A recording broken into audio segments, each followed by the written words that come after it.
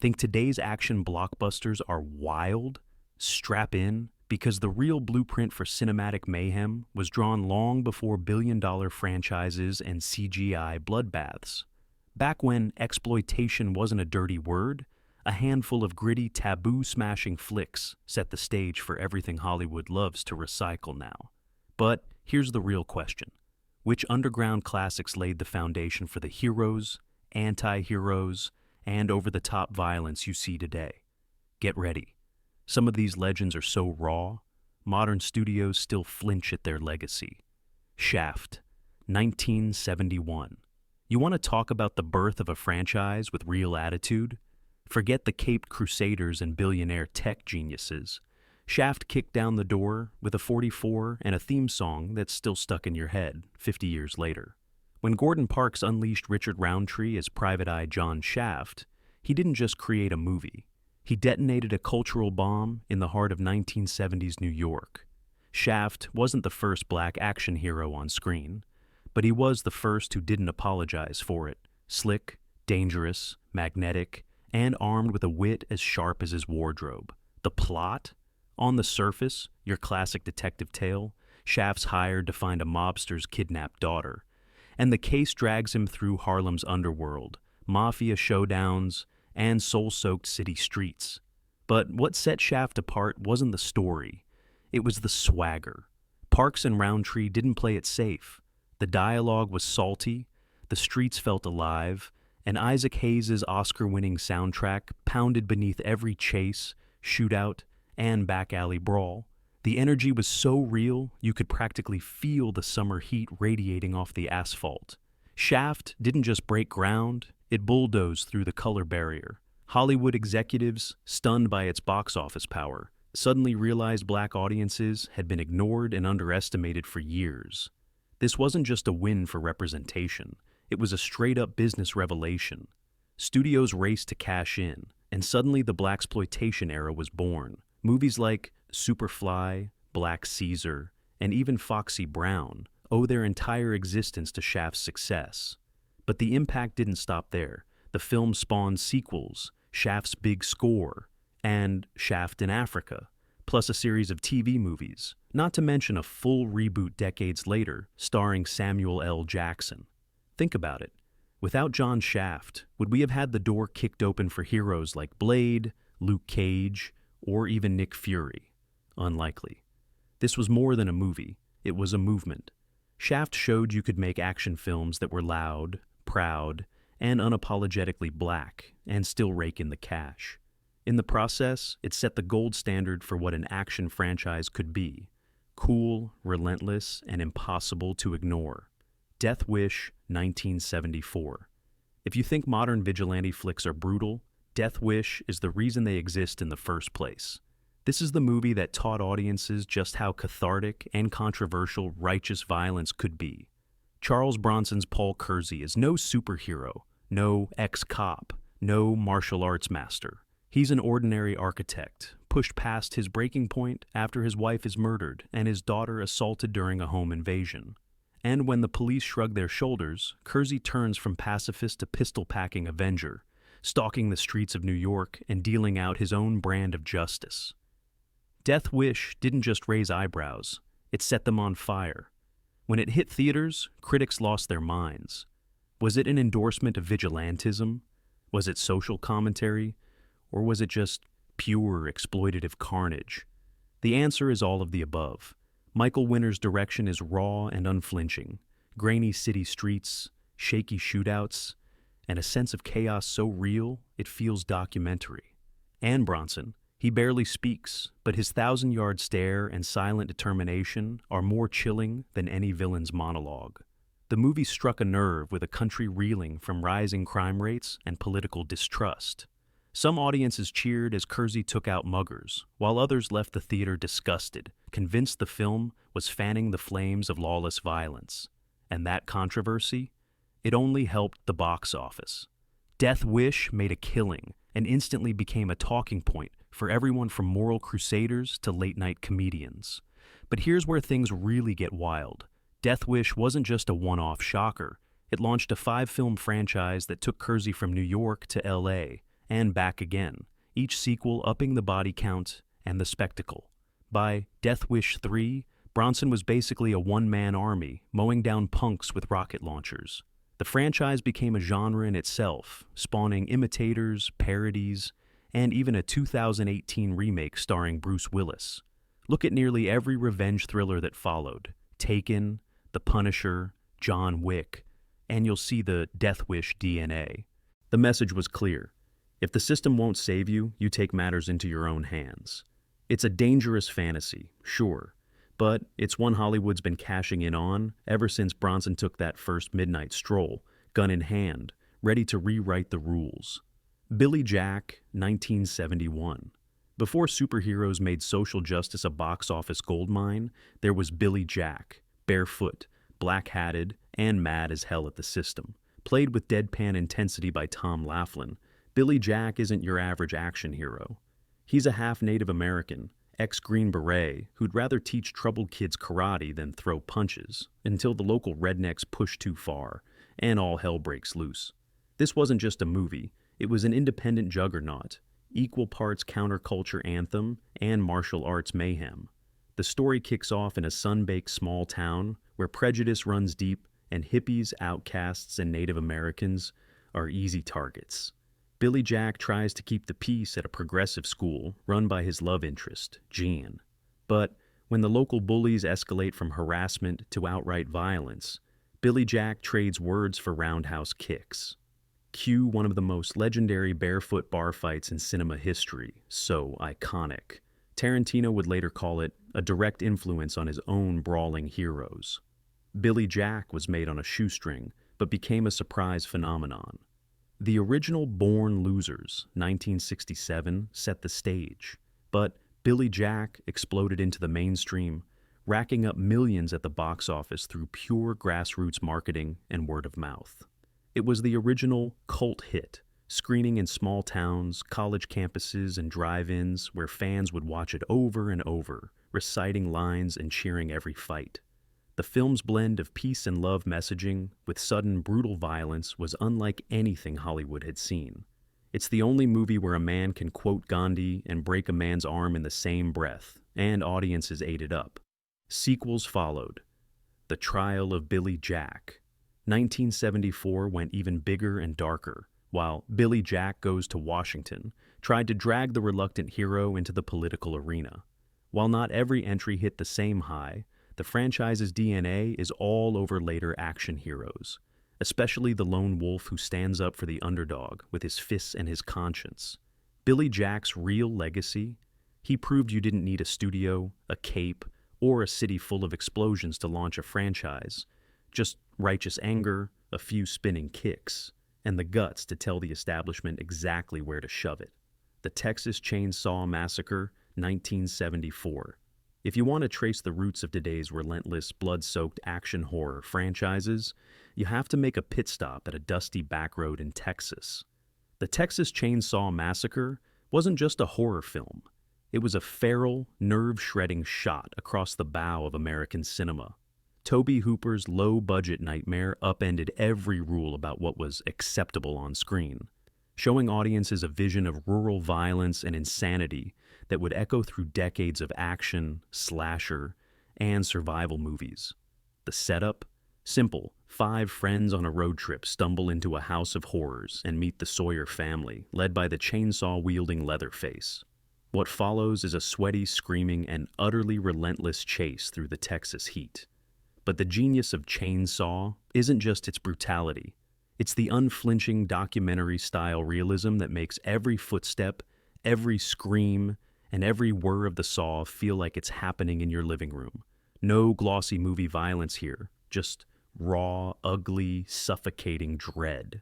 At the time, critics and censors lost their minds. The film was banned, butchered, and blamed for everything from moral decay to actual crime sprees. But that outrage only drove more people to see it. Audiences were hooked, sometimes literally running from the theater. The film's shocking realism and gritty handheld camera work became the blueprint for modern horror, and by extension, for the action franchises that rely on shocking, physical, in-your-face violence. But here's the twist. The Texas Chainsaw Massacre didn't just traumatize a generation. It built a multi-film franchise out of pure, unfiltered terror. Leatherface became a slasher icon, reappearing in sequels, reboots, prequels, and even a 2022 Netflix revival. Every new installment ramped up the carnage, inspiring everyone from Wes Craven to Rob Zombie, and even Michael Bay's Platinum Dunes. Want to know why modern action horror franchises like Saw, Final Destination, and Hostel are so relentless, mean, and unapologetic? Look no further than Leatherface's first rampage. The Texas Chainsaw Massacre set the standard. Go hard, go real, and never give the audience a chance to breathe. And Hollywood's still chasing that adrenaline rush. Dirty Harry, 1971.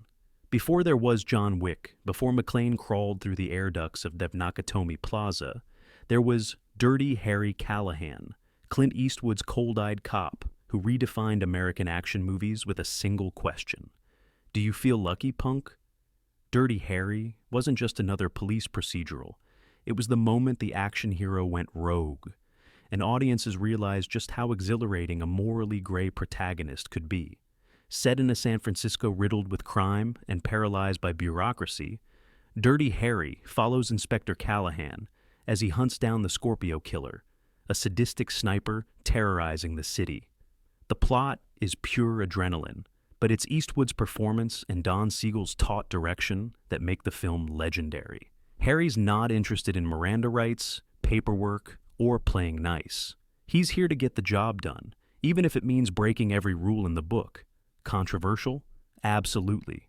Critics and civil rights activists accuse the film of glorifying police brutality and fascism. But to a public fed up with headlines about rising crime and government impotence, Dirty Harry was a working-class Avenger, the guy who'd do what needed doing when everyone else looked away. The film's gritty realism, raw violence, and unflinching portrayal of moral ambiguity struck a nerve and spawned countless imitators. But Dirty Harry didn't just leave a cultural mark. It started a 5-film franchise that stretched over 2 decades.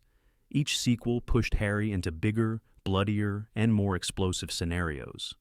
Biker gangs, political assassins, vigilante cops, and even a car chase through the streets of San Francisco that action directors still study. The Dirty Harry series became the go-to blueprint for the loose cannon cop trope, influencing everything from Lethal Weapon to Beverly Hills Cop, and even Die Hard. In the end, Dirty Harry proved that audiences didn't want perfect heroes. They wanted tough ones, flawed ones willing to get their hands dirty. And Hollywood has been cashing in on that lesson ever since. Walking Tall, 1973. If you think the lone wolf action hero is strictly the domain of big city cops or globe-trotting spies, Walking Tall wants you to take a stroll down a dirt road in Tennessee and watch your back. This is the movie that weaponized the vigilante small-town sheriff, turned a hickory stick into a symbol of righteous fury, and proved you didn't need a badge or backup to spark a franchise. Based on the real-life exploits of Buford Pusser, a former wrestler turned county sheriff, Walking Tall is part Southern fried soap opera, part revenge epic, and 100% grindhouse Americana. Pusser, played with brooding intensity by Joe Don Baker, is fed up with corruption and Voth overrunning his county. When the local mob comes for him and his family, Pusser doesn't call in the feds. He grabs a giant wooden club and starts cleaning house, one busted skull at a time. The film doesn't pull its punches. There are ambushes, car chases, shootouts, and a sense of escalating chaos that's as raw and unpredictable as a bar brawl on payday night. Director Phil Carlson shoots it all with the kind of sweaty, sunburned realism that leaves you feeling like you need a shower afterward. But what really sets Walking Tall apart isn't just the violence, it's the relentless sense of justice.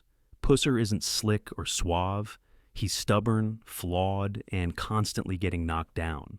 But every time, he gets back up, bloodied but unbowed.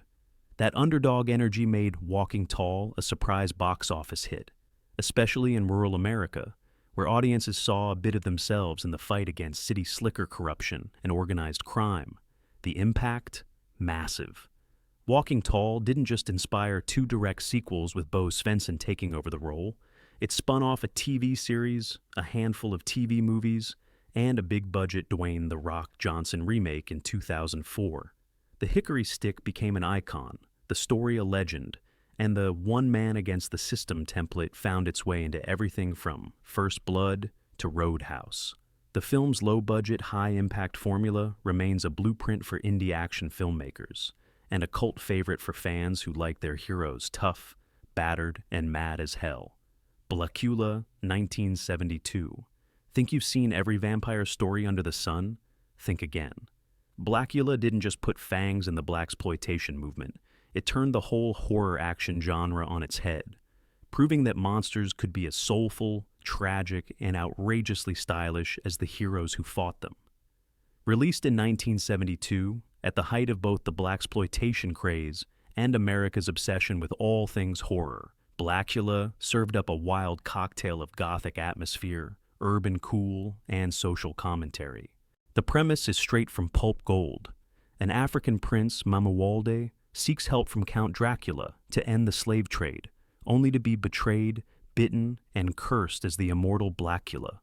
Centuries later, he wakes in modern-day Los Angeles, spreading his vampire curse while searching for his lost love. Sounds campy? It is. But thanks to William Marshall's commanding performance, Blackula is more than just a pun in a cape. Marshall plays the title character with genuine pathos and gravitas, making you feel every ounce of his pain, rage, and yearning. The movie is a riot of early 70s style. Funky soundtracks, afros, bell-bottoms, and nightclubs packed with soul and bloodsuckers. But don't let the disco vibe fool you. Blackula is scary, gory, and deeply inventive. Director William Crane doesn't skimp on the chills or the bloodletting, blending Hammer-style horror with urban grit. It's exploitation, but with a tragic hero you actually root for, a rarity in the monster genre. Audiences ate it up, and so did Hollywood. Blackula became one of the highest-grossing horror films of 1972, spawned the sequel Scream Blackula Scream, and opened the door for a flood of blaxploitation horror hybrids, everything from Blackenstein to Abby. It even influenced later action franchises that mix genre, race, and monster myth, like Blade and Candyman. Blackula proved that horror and action franchises could be fearless, fun, and just as diverse as the audiences who loved them.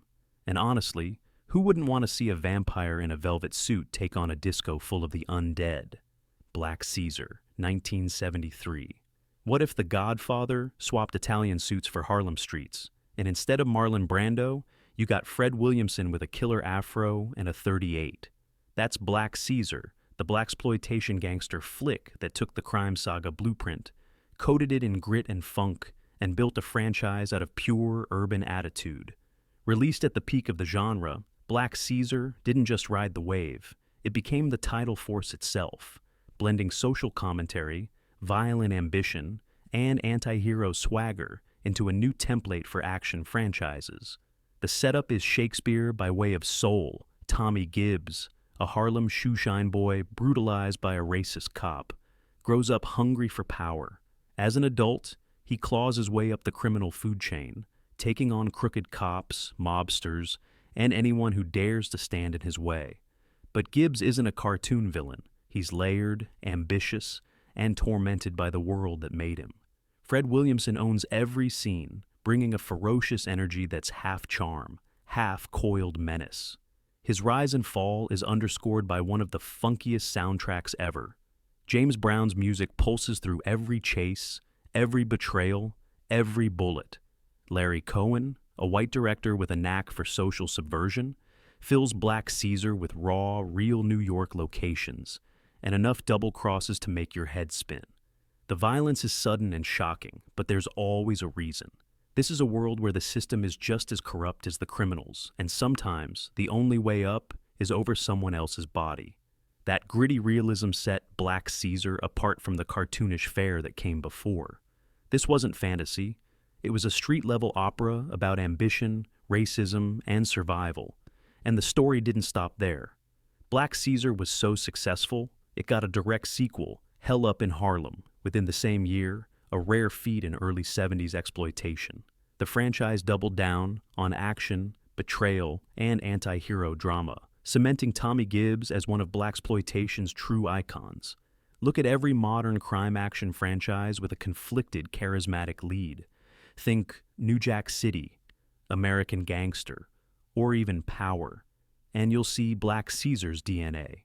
It proved you could build a franchise around a hero who was also the villain and keep audiences begging for more. The Abominable Doctor Fibes, 1971. Revenge in cinema usually means guns, fists, or maybe the odd samurai sword. But in The Abominable Doctor Fibes, it means Art Deco, classical music, and murder by mechanical locusts. That's right, Vincent Price's titular villain didn't just seek vengeance, he orchestrated it. Literally. Released in 1971, Dr. Fibes blended horror, black comedy, and pulpy grand guignol spectacle to create one of the strangest and most influential mini-franchises in exploitation history.